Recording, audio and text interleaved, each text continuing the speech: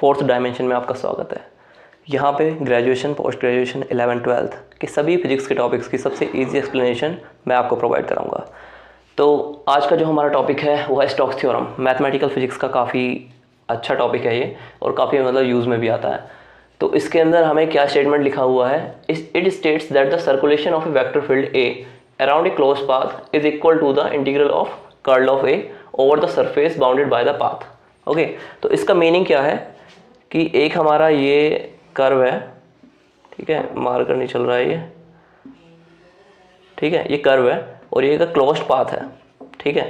तो इसके अगर कोई हमारे एक वेक्टर ए है, उसका लीनियर इंटीग्रल अगर हम निकालें इस क्लोज पाथ पे, ठीक है, ये तो इक्वल टू होगा, एक छोटा सा एलिमेंट ले लो, उसका इंटीग्रेशन करना है हमें उस सरफेस का पूरे के पूरे इस कवर्ड एरिया के लिए, तो सरफेस इंटीग्रल के उस वेक्टर के कर्ल के बराबर होगा, ठीक है।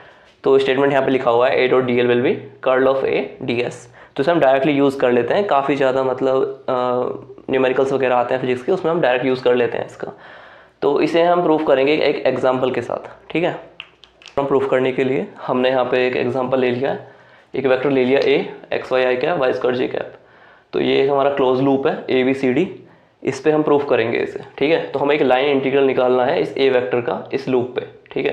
तो ये ए बी सी डी, ये हमारी 4 लाइन्स हैं इसके अंदर, तो इन सब पे अलग अलग निकालेंगे, उसके लाइन इंटीग्रल निकालेंगे पहले, उसके बाद सरफेस इंटीग्रल निकालेंगे, वो बात की चीज़ है। तो सबसे पहले लाइन इंटीग्रल के लिए हमने एक वेक्टर ले लिया है ए, डी एल हो गया हमारा डी एक्स आई कैप डी वाई जे कैप, ठीक है। तो अभी ए डॉट डी एल करेंगे, डॉट प्रोडक्ट सिंपल होता है, पता ही है आपको, एक्स वाई डी एक्स हो जाएगा, वाई स्क्वायर डी वाई हो जाएगा, ठीक है। तो अभी क्लोज लूप पे लेना है तो सबका अलग अलग लेना पड़ेगा। तो डी एक्स को ए बी सी डी पे कर लेंगे कंसिडर, तो ए बी पे ये हो गया, बी सी पे हो गया, सी डी पे हो गया, डी ए पे हो गया। इस तरीके से हमारा वाई स्क्वायर है वो भी A B B C C D और डी ए पे हो गया, ठीक है। अब इसको इन 8 टर्म्स को अगर हम देखें तो इसके अंदर हमारा डी एक्स वाला जो है, डी एक्स कहाँ पे कांस्टेंट है, एक्स हमारा ए डी पे कांस्टेंट है और बी सी पे कांस्टेंट है, ठीक है। तो ए डी और बी सी ये कैंसिल हो जाएंगे क्योंकि डी एक्स यहाँ पे 0 है, ठीक है। इसी तरीके से हमारा डी वाई कहाँ कांस्टेंट है, ए बी और सी डी पे। तो ए बी और सी डी ये 2 टर्म्स क्या हो जाएंगे, 0 हो जाएंगे।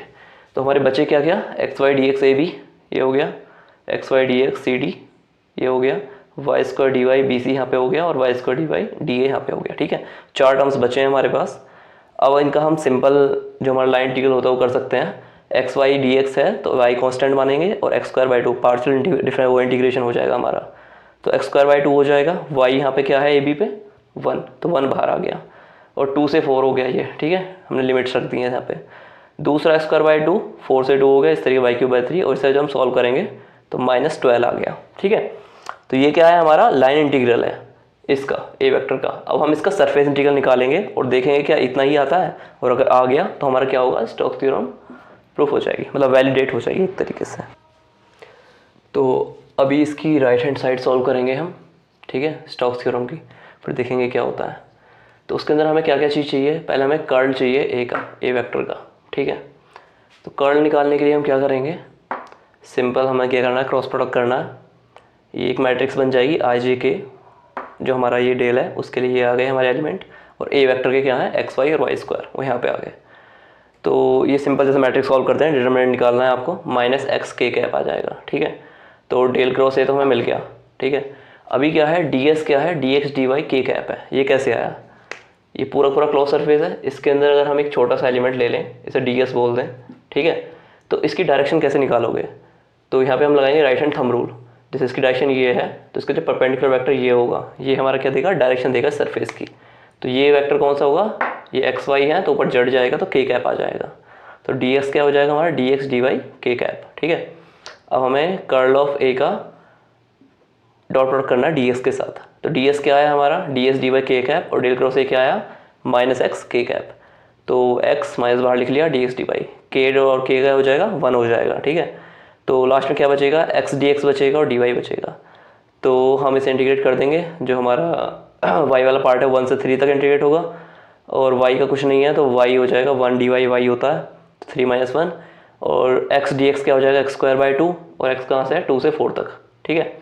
तो 3 - 1 और ऐसे ये वाला हो गया 2 से 4 तक, और इसे सॉल्व करेंगे तो -12 ही आ जाएगा। और हमारा लाइन इंटीग्रल भी कितना आया था, -12 ही आया था। तो ये भी -12 आया, ये भी -12 आया।